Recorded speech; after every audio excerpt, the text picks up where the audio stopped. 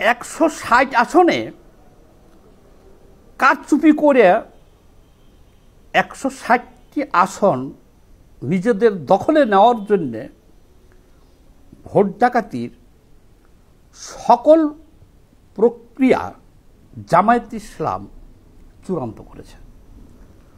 আমাদের হাতে এখন যথেষ্ট পরিমাণ তথ্য প্রমাণ আইসা পৌঁছেছে যে আগামী নির্বাচনে ক্ষমতায় যাওয়ার জন্যে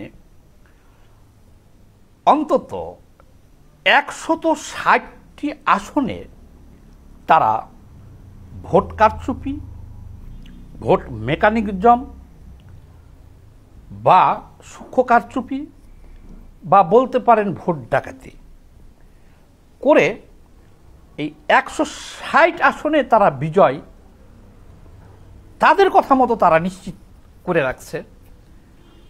এখন এটা বাস্তবায়ন করতে পারবে কিনা সেটা হলো পরের কথা।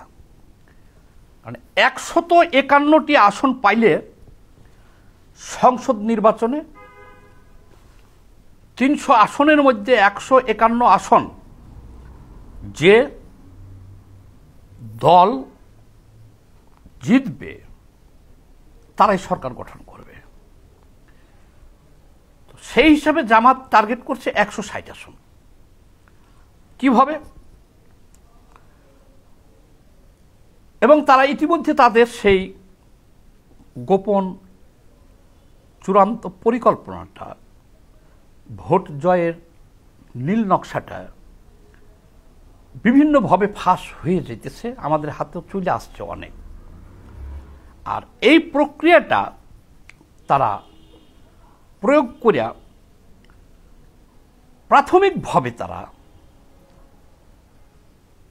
ফল পেয়েছে। যেমন বলেন ডাকসু, চাকসু, রাকসু, এই যতগুলো বিশ্ববিদ্যালয়ের নির্বাচন হয়েছে তাদের যে নিরঙ্কুশ বিজয়, ভূমিধস বিজয়, আপনারা কি মনে করেন, বিশ্বাস করেন যে বাংলাদেশের ছাত্র সমাজ এরকমভাবে ভূমিধস বিজয় শিবিরকে দিয়েছে, ছাত্র শিবিরকে দিয়েছে, জামাত শিবিরকে দিয়েছে? কখনোই না। এগুলো সব এখন প্রকাশ হইতেছে। আপনারা জানেন যে ব্যালট পেপার আগে স্বীকার করে নাই, কিন্তু পরে প্রমাণ হয়ে গেছে যে ইচ্ছামতো ব্যালট পেপার ছাপিয়েছিল নীলক্ষেত থেকে, ইচ্ছামতো সিল মারা হয়েছিল। যেগুলো ভোট দেওয়া হয়েছিল সেসব সিলের ব্যালট পেপারের কোনো খবর নাই। এই নীলক্ষেত থেকে এই খিলক্ষেত থেকে যে সমস্ত ব্যালট পেপার নেওয়া হয়েছিল সেগুলোই কাস্টিং হয়েছে, সেগুলোই গণনা হয়েছে, সেগুলোতে সিল মারা হয়েছে। তার আগে বলে দেই, এই প্রশাসনগুলো যেমন দেখেন ডাকসু, চাকসু, রাকসু, এই সমস্ত বিশ্ববিদ্যালয়গুলা ভিসি থেকে শুরু করে প্রশাসনের দখল ছিল, এখনো আছে জামাত ইসলামের। তারা অত্যন্ত সুপরিকল্পিতভাবে বিগত 5ই আগস্ট গণ অভ্যুত্থান পরে তারা এগুলো দখলে নাই, এবং তারপর থেকেই তারা, যেমন বিএনপি সারা দেশ দখলে নিয়েছে বিএনপি, এবং তারা তাদের যে নেতা কর্মীর বিরুদ্ধে চাঁদাবাজির অভিযোগ এই জামায়াত আনতেছিল, জামাতেই আনতেছিল, তাদেরকে বিএনপি থেকে তারেক জিয়া বহিষ্কার করছে। এ পর্যন্ত অনেক অনেক নেতাকে কিন্তু তারা বহিষ্কার করছে চাঁদাবাজির কারণে। এই চাঁদাবাজি সত্য মিথ্যা জানি না, কিন্তু অভিযোগগুলো কিন্তু জামাত থেকে তোলা হয়েছে। তাদেরকে চাঁদাবাজ বলা হয়েছে, ট্যাগ দেওয়া হয়েছে। জামায়াতের যে বট বাহিনী আছে, নির্বাচন কমিশনের সূত্র মতেই এদের বিরুদ্ধে এদের পিছনেই অ্যামাউন্টটা আমার একটু ভুল হইতে পারে, প্রায় 6 কোটি না 5 কোটি টাকা ব্যয় করে খালি এই বট বাহিনীর বিরুদ্ধে, অর্থাৎ অন্য দলের বিরুদ্ধে অপপ্রচার চালানোর জন্য আর গালাগালি করানোর জন্য। এই 5 কোটির মধ্যে ধরেন পিনাকি ভট্টাচার্যের কাছে যায়, ইলিয়াসের কাছে যায় ইউটিউবার, জ্যাকব মিল্টনের কাছে যায়, মিনা ফারহার কাছে যায়, এরকম আরও আছে যেগুলো আপনারা নিজেই জানেন, বনি আমিন সহ এই একটা গ্রুপ আছে তাদের কাছে যায়, পিশিলা নামে একটা মেয়ে আছে। এরা দেখবেন সকাল থেকে সন্ধ্যা পর্যন্ত সারা 24 ঘন্টায় তারা দেদারসে গালাগালি করতেছে বিএনপি নেতাদেরকে, বামপন্থী নেতাদেরকে, অন্য নেতাদের চরিত্র হনন করে। আর ইলিয়াস তো ভিডিওই বানিয়ে ছেড়ে দেব আপনার ঠাস করে, যখন যার মনে চাইব এআই দিয়া 2-3টা নারী দিয়া ভিডিও বানিয়ে ছেড়ে দেব যে এই দেখ। আবার কাউকে বলতেছে গোরখদক, কাউকে বলতেছে পুরী বিক্রেতার ছেলে, কাউকে। তো যাই হোক, এটা হলো আসল কথায় আসি। এই বট বাহিনীর পিছনে কোটি কোটি টাকা ইনভেস্ট হলো জামাতের। আর 5ই আগস্টের পরে জামায়াত দখলে নিচে হলো প্রশাসন। এটা তাদের পূর্ব পরিকল্পিত হবে। ঠান্ডা মাথায় ডিসি, ওসি, সচিব, তারপরে পুলিশ প্রশাসন, আর এই যে বিভিন্ন বিশ্ববিদ্যালয়ের প্রশাসন, অর্থাৎ রাষ্ট্রীয় ক্ষমতাটা তারা দখলে নিয়ে নিয়েছিল। 70% ধরেন, 30% বিএনপি। তারপরে ধরেন বিএনপি এদিকে এত গুরুত্ব দেয় না একটা কারণে, বিএনপি ভেবেছিল আওয়ামী লীগ চলে গেছে, আর জামায়াত তো তাদের আশ্রিত দল, তারা তাদের আশ্রয়ে রেখেছে, 2-4টা 5টা 10টা সিট দিয়েছে আগে, এবং এত বছর জামায়াতকে তারা বাঁচাই রাখছে। তাহলে জামাত তো আর তাদের প্রতিদ্বন্দ্বী হতে পারে না। এই কারণে 5ই আগস্টের পরে তারা একটা ঘুম দিছে, ডক্টর ইউনূসকে বলছে যে নির্বাচনটা দিয়েন, আপনি আপনার ইচ্ছা মতো দিয়েন। তার কারণ হলো নির্বাচন হলেই বিএনপি একচেটিয়া পাশ করবে, এই জন্য তারা কিন্তু কোনোটাই গুরুত্ব দেয় নাই। এবার আসেন আসল কথায় ফিরে আসি। তাহলে কি হলো, জামায়াত প্রথম ফলাফল তারা পেয়ে গেল, সকল বিশ্ববিদ্যালয়ের নির্বাচনে তাদের ভূমিধস বিজয়ী হলো, ফল পাইছে কিন্তু তারা।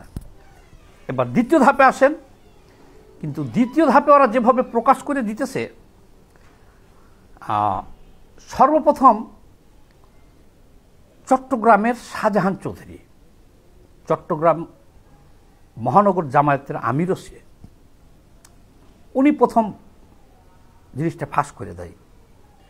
উনি কি বলছে যে ওসি, পুলিশ, গোয়েন্দা, র্যাব, নির্বাচনী কর্মকর্তা যারা আছে, আমার কথা শুনতে হবে আমার নির্বাচনী এলাকায়।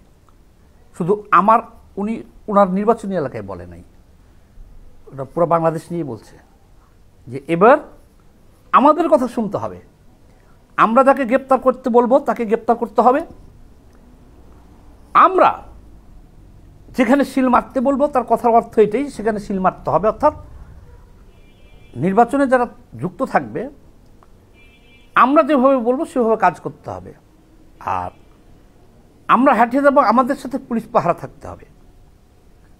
এটা হলো উনি বলে দিচ্ছে। উনি কিন্তু কোনো ছোটোখাটো ব্যক্তি না, জামাতের জন্য, জামাতের কেন্দ্রীয় নেতা, সুরায়ে মজলিসের সদস্য। কিন্তু এখন আবার উনি এটা ফাঁসিয়ে যাওয়ার পরে উনি একটু অন্য লাইনে চলে গেছে। অনেকে আছে না, দেখেন না, কোরআন অবমাননা করে পাগল সাজে, আবার অনেকে আছে মূর্তি ভাঙে হিন্দুদের দিয়ে পাগল সাজে, পাগল হইলে পরে আবার অনেক কিছু মাপ পাওয়া যায়। এখন আবার উনি পাগল সাজানো অভিনয় করতেছে, আমার মনে হয় উনি বলতেছে কি আল্লাহ এবারকার সিদ্ধান্ত নিয়ে ফেলছে, তাকে বলছে এবার জামাত ক্ষমতায় আসবে, এবার আল্লাহর উপর চলে গেছে। আবার বলতেছে যে সূর্য চন্দ্র ও না না, চন্দ্র তো দেলোয়ার হোসেন সাইদি সাহেব নিয়েই গেছে। দেলোয়ার হোসেন সাইদি সাহেবকে চন্দ্রে দেখা গেছিল, ওটা দেলোয়ার হোসেন সাইদি নিয়ে গেছে। সূর্য এখন বলতেছে সূর্য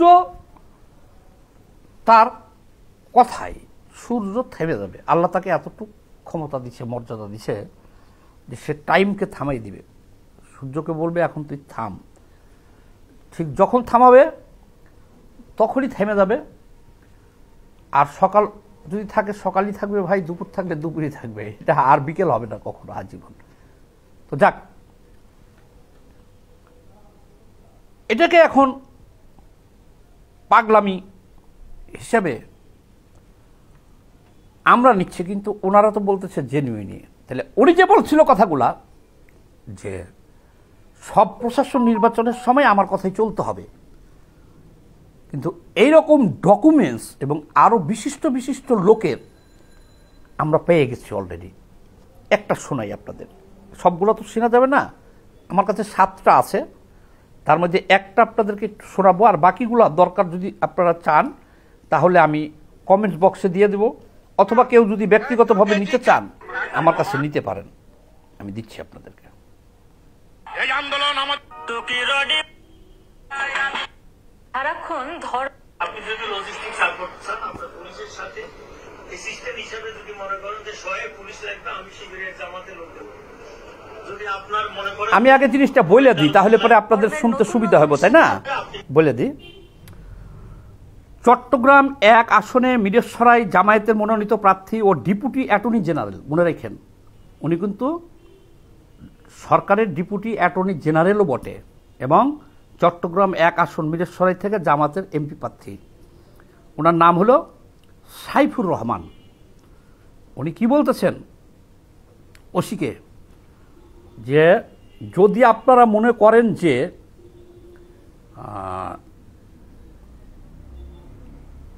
আচ্ছা কি বলতেছেন সাইফুর রহমান, যদি আপনারা মনে করেন যে গোয়েন্দার লোক লাগবে তাও আমরা শিবির থেকে দিব, এবং গোয়েন্দা হিসেবে ব্যবহার করবেন। ইউনিয়ন ভিত্তিতে যদি গোয়েন্দা টিম করা লাগে তাও আমাকে বলবেন, আমি আপনাকে লোক দিব, এবং স্পেশালি যত লোক লাগে আমরা দিব, কিন্তু নির্বাচন হবে আমাদের কথা মতো করতে হবে, এটাই বলতেছেন উনি। দেখেন তাহলে ওই শাহজাহান চৌধুরীর কথা আপনি ফেলে দিবেন কিভাবে? এটা তো জামাত দেখা যেতেছে প্রায় 7টার ভিডিও তো আমি পাইলাম, 7 জায়গার ভিডিও আমি পাইলাম, ওসির সাথে গোপন এই বৈঠক করতেছে। সেখানে কারা কাজ করবে? গোয়েন্দা হিসেবে বা নির্বাচন পরিচালনা হিসেবে পুলিশের সাথে কাজ করবে শিবির। আচ্ছা এটা একটু শুনেন। তারপরও আমি আপনার ডিজিএফআর এখানে যিনি দায়িত্ব ছিল তাকে ফোন করে কথা বলেছি, এর আগে এসবি যিনি ছিল তাকেও আমি বলেছি। আমি বলতে দেখেন এগুলোর সাথে আপনার সময় সম্পৃক্ত, আপনি এই ভরসা দিলে না পুলিশ একসাথে যাবে।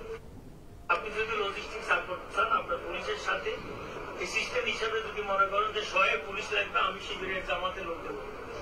যদি আপনার মনে করেন যে গোয়েন্দার লোক লাগবে, আপনি ইউনিয়ন ভিত্তিতে গোয়েন্দা টিম গঠন করেন, আমি স্পেশালি লোক সাপ্লাই দেবো। তারপরও আমি আপনার ডিজিএফআর এখানে যিনি দায়িত্ব ছিল তাকে ফোন করে কথা বলেছি, এর আগে এসবি যিনি ছিল তাকেও আমি বলেছি। আমি বলতে দেখেন এগুলোর সাথে আপনার সময় সম্পৃক্ত, আপনি এই ভরসা দিলে না পুলিশ একসাথে যাবে। আপনি যদি লজিস্টিক সাপোর্ট, কি ভয়াবহ ব্যাপার!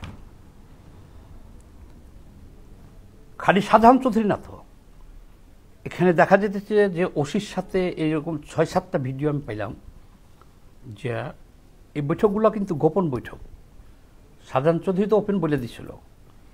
এই ভিডিওগুলো যে ভাইরাল হয়েছে কত মারাত্মক দেখেন, যে ডিজিএফআইয়ের সাথেও কথা হয়েছে আমাদের, আর গোয়েন্দায় স্পেশালভাবে যত শিবিরের লোক আমরা দেব, আপনারা কাজ করবেন তাদের সাথে নিয়ে আমাদের কথা মতো। তো একটা ভয়ঙ্কর যে তথ্যটা আমরা পাইতেছি এই দিক থেকে বা পাইছি,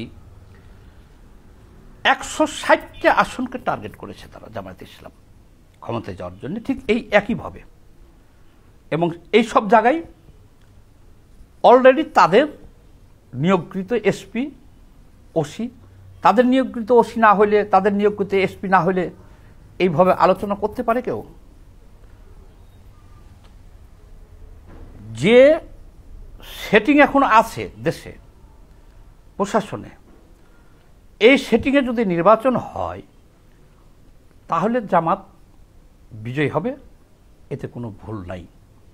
ওই যে বললাম বিএনপি নাকে তেল দিয়ে ঘুমাইছে যে আমাদের তো বিজয় তো হব ভূমিধ্বস বিজয়, আর জামাত হলে আমাদের আশ্রিত, এই সুযোগে এরা কাম করছে। এখন যেহেতু প্রশাসনে